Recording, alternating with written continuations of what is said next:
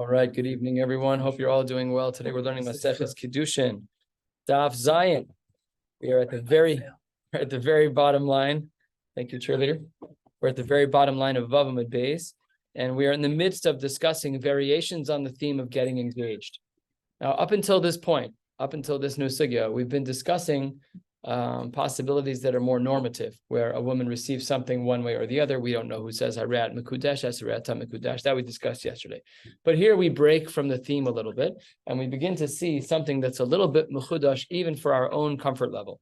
And says the Gemara Omar Rava, very bottom line of Vav Amud Beis, Tain mana leploni. If a woman says, give money to Shimon, va'akadesh loch, and I'll be married to you, Mekudeshes midin arev.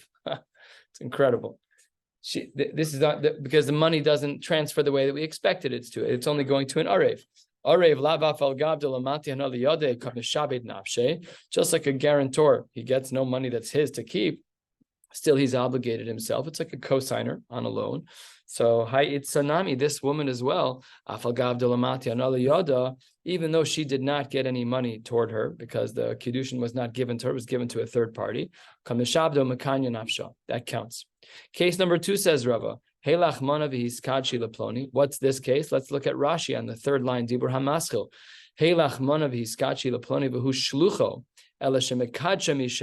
He is the shaliach, and he's mekadesh with his own stuff, but they're mekadesh another person. Here they're married because of the precedent and halacha from the world of Eved Kanani. Eved Kanani,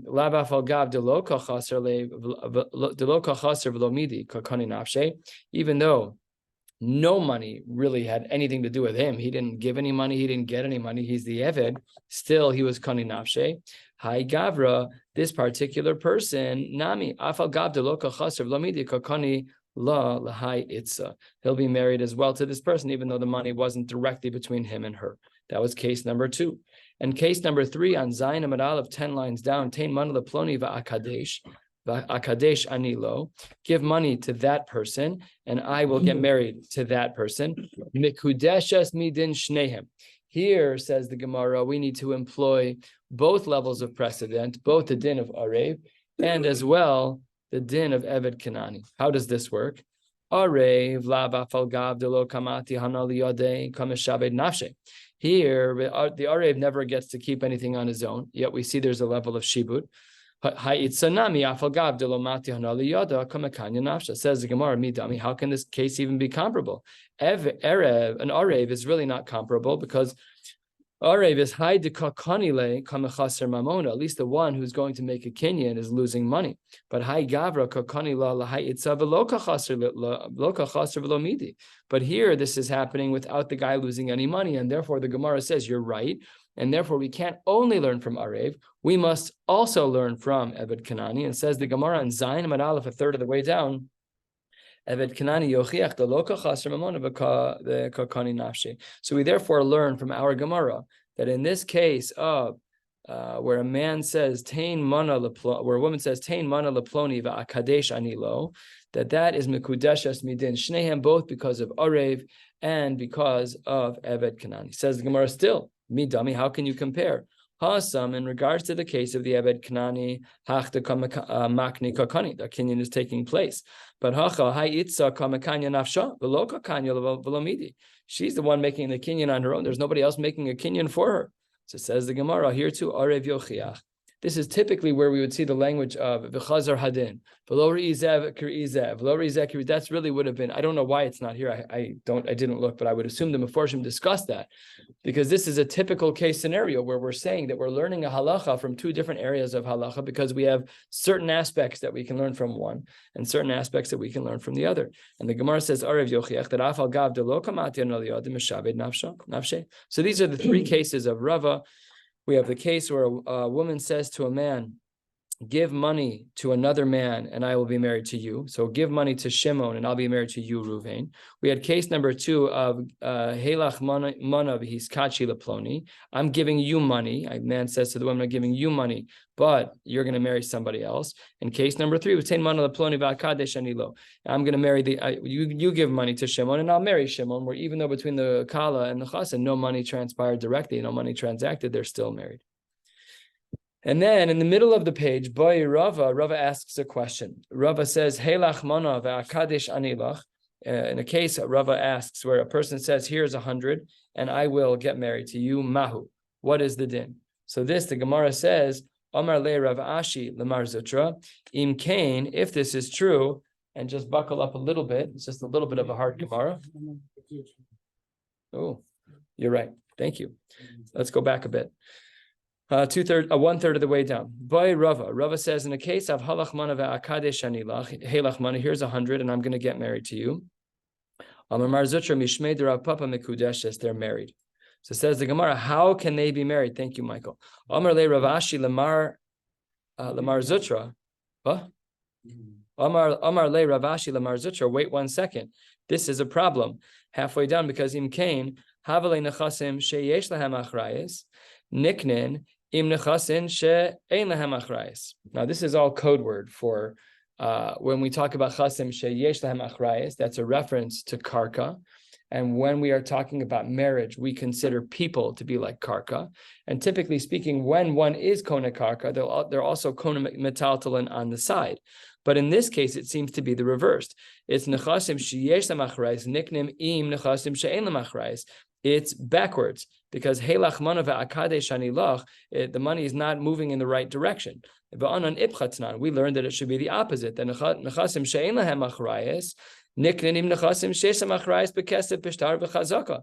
So the Gemara says, how does this case ever work in the first place? The Gemara responds, Amar le mi sabris to Amar le agav. She wasn't saying to him, I want to get married swallowed in with the metaltalin, with the karkash ein bohen achrayis. Hacha ba'adam chashuv askinan. Here we're talking about her proposing or getting engaged to a very chashuv person. And listen to this, because this is a very important halachic caveat to the world of Kiddushin. We're 6 lines before the wide lines. And the Gemara says, De behahi hana de kamakabel matana mina, that which he's willing to receive a matana from her, gamra umekanya leinafsha, that alone is worthwhile to her, and they're married just based on the fact that he's willing to accept a matana from her. That's fascinating. Why does that even work? And the Gemara says, Itmar nami mishmei de Rava v'chein le'inyan mamona. This is true by money also. V'tzricha, we need all of these comments of Rava. Why is that? Because of the following. Te'i ashmu'inan, if we only had learned these halachos in regards to Kiddushin, 4 lines before the wide lines, mishum deha'itza nichala b'chol dehu. A woman is willing to get married with a small amount of money, even a shava pruta that's considered acceptable to her. Kinder Reish Lakish, as Reish Lakish teaches, and this is a very important halachic principle that comes up in Shas. We've learned it before, and we'll learn it again. It says over here that we learned it in Ksuvos and Yevamos. We're going to learn it again here and later in this Masechta, and it says on the side again in Bava Kama that Reish Lakish has a principle. Amar Reish Lakish, Tav lemesav tandu milemesav armalu. A woman would prefer to sit with the 2 of them.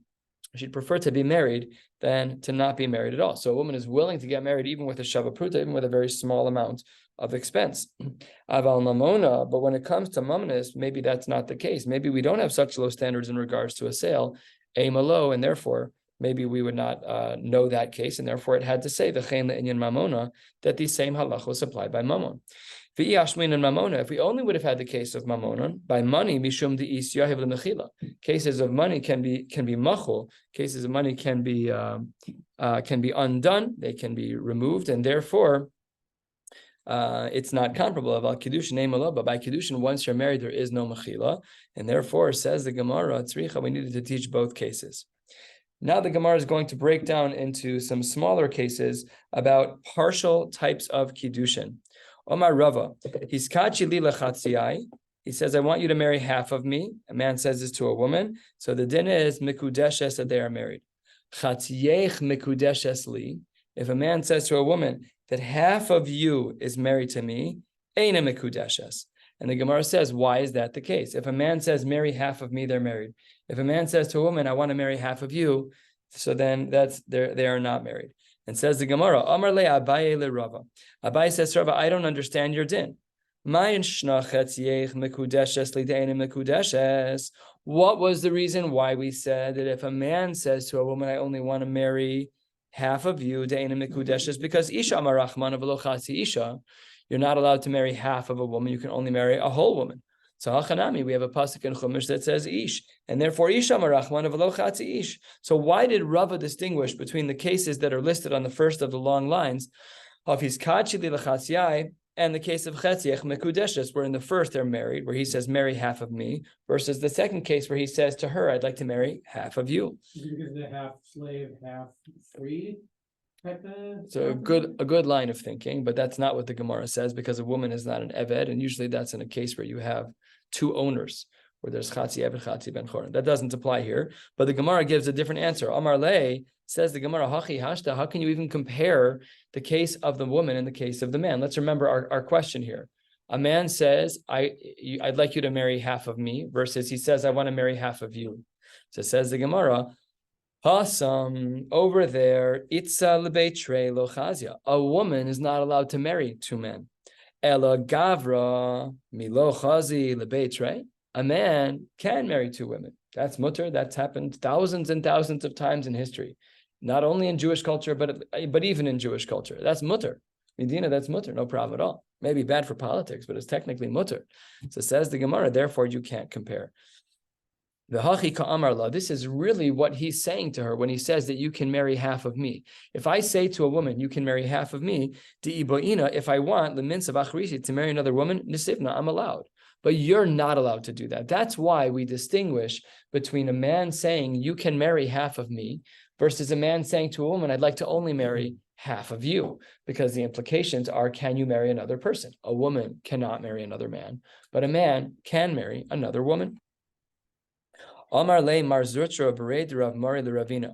Why is it that in the case of Chatziech Mekudeshes li Eina Mekudeshes, the Nifshatu, we should have assumed that once he said to her, La, that I want to be married to half of you, then maybe we should have said that once he's married to 50% of her, he's married to 100% of her.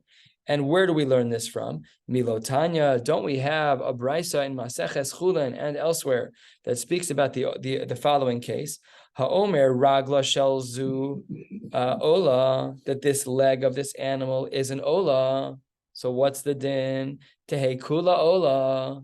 Beautiful comparison. A little bit not nice to compare, the animal to. Relax, Michael. Relax. I can see your feelings. I got it. It's Mikudeshes. It's actually where the language of Hektish comes from. So halachically speaking, it's not too bad. That what? Yeah, that's what the Gemara says. What is that? Daf Gimel. It's right in the beginning of the Masech. Right. It's Muktash. The Gemara says it. No?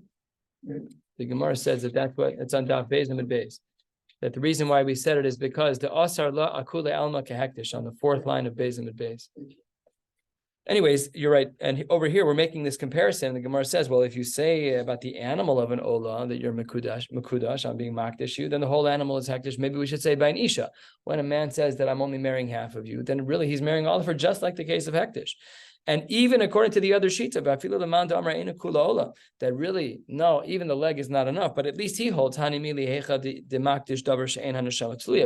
that's only true when it's a part of the body that isn't a life or death part of the body, a part of a leg, whatever the case may be. Let's say that a person is makdish, a primary organ of the animal, the brain, right? Something that's kind of necessary to get things done. So then in those cases, have yakula ola. So therefore the Gemara is trying to compare and say that when a man says to a woman that I want to marry half of you, and we said eina mekudeshes, why is that? Maybe when we say half of a woman, it's no different than saying ragla shel ola, and it's really kula ola. And even according to the other shita, maybe it's similar to taking the brain or the heart and being makdish that, then the whole animal's an ola. So says the Gemara, midami, you can't compare the case of the Isha where a husband says, I want to marry half of you, and the case of an Ola where someone says, I want to be makdish the regel. Why not? Hasam behema. Over there, we're talking about a behema. And hacha das acheres. Over here, we're talking about another person's das, which is not the same thing. Just the cases are not close enough. Says the Gemara, halodamya elolaha. Really, our case of the woman, where a man says to a woman, I want to marry half of you, is actually only comparable to the following case. Damar of Yochanan, behema shel shnei shutvin. Let's say that a man owns, that an animal is owned by two shutvin, hiktish chetzia, and he's maktish half of it, and then v'chazer v'lakcha hiktisha. So let's say Reuben and Shimon own an animal b'shutvins, and I am maktish my half of the animal. And then I buy the animal off of you, and I makdish the next half of the animal. In aggregate, I was makdish the whole thing, but in chunks. I did my 50%, then I bought it off of you, then I was makdish my 50%. So the Gemara says, Kedusha, it does have sanctity, but ve'ena kreva, but it should not be brought as a korban. Rashi says the reason why it's not ena kreva, why it can't be brought as a korban, on the second line from the bottom of Rashi, dibra masel ve'ena kreva, hola betchila sikdesha lo nires li karev, because when you've only been makdish 50%, it's insufficient. Shelo kitcha elachetzia. You should go get money and then bring another korban with the money of that animal. But anyways, this is all a side din. And if in fact you were to make a tmura and trade out this animal that was mukdash in two halves, first half was done by Ruvain originally, and then Ruvain bought the second half from Shimon, and Ruvain was makdash. That's similar to this case, and every tmura will be just like it, that it cannot be karev, but instead you should sell it, take the money, and then bring a proper korban. And says the Gemara, this case is more comparable to our case, and that's why if you are only makdish, if you're only mekadesh an isha bechetzia, with only half of her, she's eina mekudeshes. And says the Gemara, it's really a bit of an aside, but shma mina talas. We learn from this idea three different things. Top of Zayin Amud Beis, we'll be heading to the top line of Ches Amud Aleph, and then we'll stop there for tonight. Shma mina ba'alei chayim nidchin, that if there are animals that get pushed off, then they are pushed off. Rashi says on the top of the page, that once an animal gets pushed away from the mizbeach for a valid reason, we're no longer going to accept that animal. And because in the case that was presented at the bottom of the page is the comparison to a husband telling a wife, I only want to marry half of you, because in that case, Reuven was makdish only 50% of his animal, and only later was he makdish another 50%, because it wasn't roi li karev when it was 50% mukdash, it will never be roi li karev, and that's what the Gemara means, that ba'alei chayim nidchen. V'shma mina, we have another din as well, dichui meikara habe dichui, that its initial dichui being pushed off is valid. Rashi, third line, dichui meikara kigon zu shemitchila sikdisha lo nires li karev, like we saw from Rashi on the bottom of the page, that it was fundamentally missing something. V'shma mina yesh dichui bedamim, and not only that, we've also learned that even with the tmura, even if you take another animal and you transfer the status onto that animal, that yesh dichui bedamim, we're going to carry on the dichui even onto the transfer of that particular animal. The following questions seem to not really have much of an answer. Boy Rava, chetziech bechatzi pruta v'chetziech bechatzi pruta. If a man says to a woman, I want to marry you with half of a pruta, the first half of you, and the second half of you, I want to marry with another half of a pruta, mahu. How do we look at that? Do we say, Zayin Amud Beis, 4 lines down, Kevan de Amar lachatzi pruta pascha, since he said I'm only giving you a half a pruta, therefore the whole thing is shot, because a woman never gets married with pachos mishava pruta. Odoma, perhaps mona v'holech, we tally each half and say half plus half is whole. And even if you want to say that we do aggregate the two parts of his commitment, half of a pruta plus half of a pruta, even if you want to say that, so then, what if a man says, I'd like to give you, to marry half of you for a pruta, and then another half of you for a pruta? Do we say, Kevan de Amar la bepruta, upruta paska lemilsa? Do we say that she is not mikudeshes because you only said you're going to marry half of her with a pruta, and the half is a problem? Odilma kol biyome mon v'holech, anything in the same day aggregates, and therefore 50% here, 50% there. Half of you this morning for a pruta, half of you later in the day for a pruta. We don't know the answer to that either. And a quarter of the way down, imtim salomer b'chol yome mon v'holech. And if you want to say that we aggregate the measures that the husband says about his wife, do we say chatziech bepruta hayom v'chatziech bepruta lemachar? I'm going to marry half of you today with a pruta and half of you tomorrow with a pruta. Mahu kevan de amar la lemachar pascha. Do we say that because the second half of the woman is only tallied after the 24-hour mark. She's tallied up tomorrow. So then the marriage is a zero. Perhaps he's saying Kiddushin mitchilo meha'idna. My Kiddushin starts now. I have a very lengthy proposal. Takes 24 hours. And similarly, says the Gemara, a third of the way down, the language of, I want to marry both halves of you with a pruta. Do we say, because he said it in one breath, therefore they're considered married? Or you can never use the language of chatzi in regards to an isha, because a woman cannot be married in halves. To all of these questions, we say teku. And that brings us to the two dots toward the middle of the page, boy Rava. This whole thing is all Rava. Says the Gemara, different but similar, to steal the language of the Gemara from the other day, me'inyan la'inyan ba'oso inyan. Shtei benosayach l'shnei banai bepruta.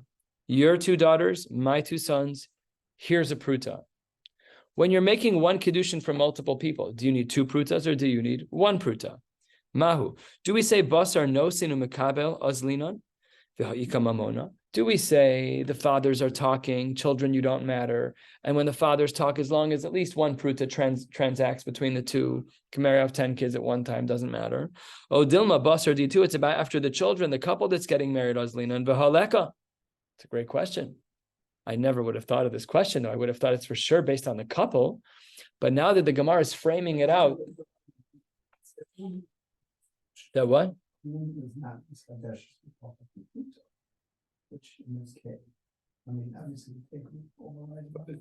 No, but the Gemara is asking on that word. What strata are we looking at? Are we looking at the fathers talking? But how does Nisha get these kadeshes with her father? That was my thinking also, but yeah, no, exactly. I felt the same way. And here the Gemara is at least entertaining the idea and concluding with a teku that if a man marries off two daughters to another man's two sons, which is mutter, no problem. That's fine. People do that, but nisht pashut that the kiddushin is going to work with just one pruta. Next, boy Rav Papa bitcha uparascha bepruta. I'd like to marry your daughter and acquire your cow for one pruta. Mahu. Mi amrinan, that really what he means to say is bitcha b'chatzi pruta, uparascha b'chatzi pruta, and therefore there's no marriage, that the one pruta is split over the wife and over the cow. Oh, Dilma, perhaps no. Pashut not. Basar bitcha bepruta, uparascha b'meshicha. I want to marry your daughter with the pruta, which means the marriage is good, and I'm not paying you for your cow. I'm just going to do mashicha on the cow. So we don't know the answer to that teku. And the Gemara says 2/3 of the way down by Ravashi. Similarly, bitcha v'karka acha bipruta. I want to marry your daughter and take your karka for one pruta. Mao. Do we say bitcha b'chatzi pruta v'karka acha b'chatzi pruta? Do we say that my intention was when I said I want to buy these two things with one coin is to split the coin in half? Odilma bitcha b'pruta v'karka acha b'chazaka. No, I really want to marry your daughter properly with a pruta, and I don't want to pay for your land. I want you to give it to me. Teku, we don't know. A little bit of a story, and we'll close with this story as we get to the top of the page. Hu Gavra, there was a man, the Ikdish Bishirai. He got engaged to a woman with a silk shawl, something. Rabba Amar lo tzrichi shuma. We don't need to assess the cost of the shawl. Rav Yosef Amar tzrichi shuma. Rav Yosef says we need to bring it to the insurance adjuster, or whatever their policy is. They have to look and see and value and determine what's the fiber count, whatever they have to determine. Ida Amar la bekoldehu. If he said to her that I want to marry you at the minimal amount, which is a shava pruta, so then kule alma lo pligi de lo tzrichi shuma. If what the husband said to her is, I plan to marry you with a shava pruta, and then he gave her something way more expensive than a shava pruta, there's nothing to talk about. That's what happens with our rings. Nobody takes out a scale and measures the white gold. It's pashut. It's way beyond the shava pruta. And either amarla chamshin v'lo shavu chamshin. And if the husband had said, I want to marry you with 50, and we're not sure if the silk garment is 50, halo shavu, then maybe, okay, then that's a problem. Taka, of course you're going to have to go check that out. Ki pligi to amar chamshin v'shavu chamshin. If he says that I want to marry you with 50, and then he goes to the store and he buys a shawl, a silk shawl for $50, and he says, "Arab mekudeshes li b'shal zukadas Moshe b'Yisrael." This is where we have our machlokes. Rabba Amar lo tzricha shuma to hashavu chamshin. You told me, you showed me a receipt. It's $50. Conversation short. Rav Yosef Amar tzrichi shuma kevan the itza lo bekia b'shuma. No woman can be an expert in the exact cost of an item. My brother Olav Shalom had a watch, a Patek Philippe watch. What? Patek Philippe. These are like hundreds of thousands of dollars. Right? He got a knockoff for a couple $100. And I was looking at, I couldn't tell because I don't know what I'm talking about until I looked at one of the dials and I saw that the dial was pashut wound backwards. The seconds were literally going counterclockwise, like actually. I'm like, it's a knockoff, Okay. Otherwise, I would have no clue. I'm not a baki b'davar. I don't know. So what he's saying over here, Rav Yosef is saying, is that no one's a baki. He said you need to get married with a $50 shawl. I don't know how much the shawl is. We have to get it assessed. Lo samcha daita. The Gemara says that we can't just rely on her. She doesn't know. Not that we don't trust her. She just doesn't have the knowledge.